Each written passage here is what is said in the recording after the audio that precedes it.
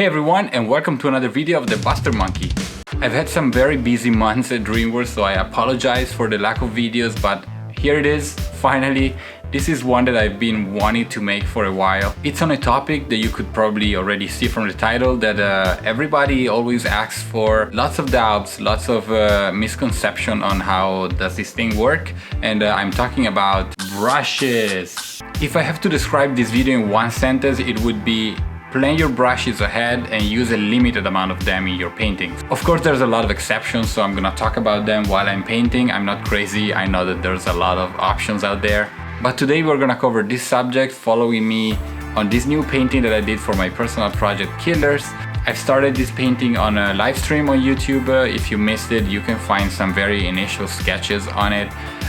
But here it is from beginning to end. I recorded the whole thing, and again, it's gonna be a quick video, but I tried to pack it with lots of information. This painting was born just with me wanting to paint some water and have fun, but escalated very quickly and became this whole island and design crazy thing. And then I also watched the movie Luca, and then blah blah blah. I was very inspired about the sea, the ocean, Italy, whatever.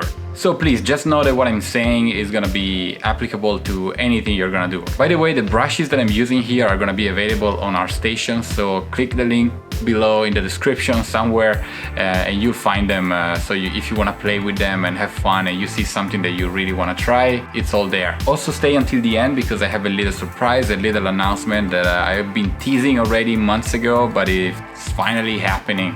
Before we start, I just want to quickly invite you guys to subscribe if you haven't yet. If you're here, you like what you see, you want to share, feel free to do everything you want. And let's jump to the video now. Okay, so these are the 5 brushes that I use all the time. This is the pencil that I use to sketch early sketches at the beginning. This is the blocky, chunky one that I use to block shapes and understand very quickly a certain composition. This is the soft one, soft edges that I use for anything like atmosphere, pushing back things, but really anything that shouldn't have a hard edge. This is the only one that I have with a texture like that I actually use to paint 90% of the things. And the last one, last but not least, the craziest one, which is for anything that should have a very hard in-depth like texture, from floors to trees to walls, whatever you want. This is the sketch that I started on streaming with you guys, so you saw how it was born if you want to check it out again. But as always, I start masking out everything and dividing it in layers, so it's gonna make my life much easier later on. I'm not gonna have super hard edges here. I'm using the more artsy brush that I showed you before, just because at the end, inside this shape, I'm gonna paint something not so perfect and clean. So I don't need super crazy good edges. It's gonna fight. They're gonna fight each other if they're gonna be too clean. You know what I mean? That's exactly the goal of this video, to show you, and also it's a challenge, show you how to plan brushes at the beginning of your painting and stick with them as much as you can. Of course, there's gonna be exception. It's not a written rule, and in every painting you're gonna encounter special needs of some extra brushes here and there for little things that you couldn't plan before, and that's totally fine. But selecting those brushes ahead, it's gonna give you consistency, and this is the key word for the video today. That's the only thing that you wanna have as an artist, an identity, and you build an identity also for how good and how consistent you are with the look of your painting. Of course, you need to be happy on the result of the brushes that you're using, and I'm the first to tell you that you should experiment and try everything that you can, because every day you learn something new and you learn how to use brushes that you couldn't use a year ago in a much more efficient way right now. But of course, after some time, you're gonna be able to understand what you really like and which ones you are always ending up using. So in that case, you kind of found yourself, found your process, and you're happy with it, and just stick with it. But be limited, because it's very, very easy to be spoiled by your brushes. It's also very easy to look for a brush that's gonna solve your problem, but that's not always the case. And come on guys, where's the fun of it, right? Where's the fun of learning how to paint something from scratch with like a round brush, for example? I always like to think that if somehow the tools that we use to do digital painting today disappears overnight, I still have to be able to paint and know what I'm doing, right guys? So all the rules, all the things that we learn, and all the hours that we put into practicing and understanding lighting, colors, perception, perspective, composition, anything, all those things are gonna be with you forever, you know. On any software at any time, you're gonna be able to recognize a good thing, a good painting, a good composition, a good style, right? Having a limited amount of brushes right at the beginning of your painting is also kinda, at least for me, gonna free your mind on like, okay, I need to solve this problem with these tools, and that's it. Again, of course, there's gonna be some extra player coming in to save some areas of the painting, but for the most part, I'm already there playing with the brushes that I have, with the brushes that I chose, learning new things, and the look of it at the end is gonna be much more consistent.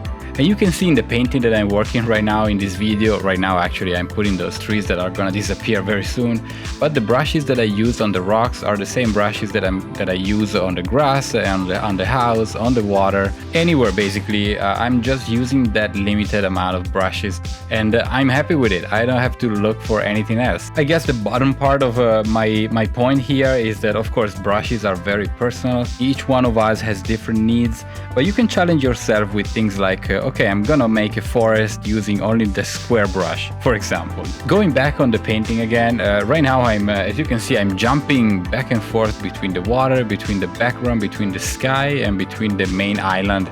Right now I'm on the water again, trying to put some texture on top. It's just a few layers, not that many. I'm trying to keep the scene very simple, and every time I add a layer on top and I'm happy with it, I'm merging it immediately. At this point, I remember looking also at those trees, the yellow trees right now in the background behind the island, and thinking that those are actually killing the composition, so I will get rid of them very soon. But first I wanted to solve that house problem, where the light comes from, and understanding also if I want that rock behind. I did some palm trees here, and of course, as I called it before, I'm pushing back those trees with some atmosphere. Not really happy with it yet, but I will find a solution later, which is a very drastic solution. I keep working on the clouds now. It was time to start cleaning some shapes, understanding how big of an impact they're gonna have on the whole composition once they are cleaned up, because before it was just a placeholder. And when I'm happy with that, I'm just starting to bounce back and forth around the whole painting, from the island to the water to the mountain in the back and the background, just because I'm starting to think how the light might react, how could I make it look more interesting and more 3D and more like dynamic in terms of balancing those greens and those grays and blues on the rock. That balance was very important for me to find. That's why I spent a long time on it.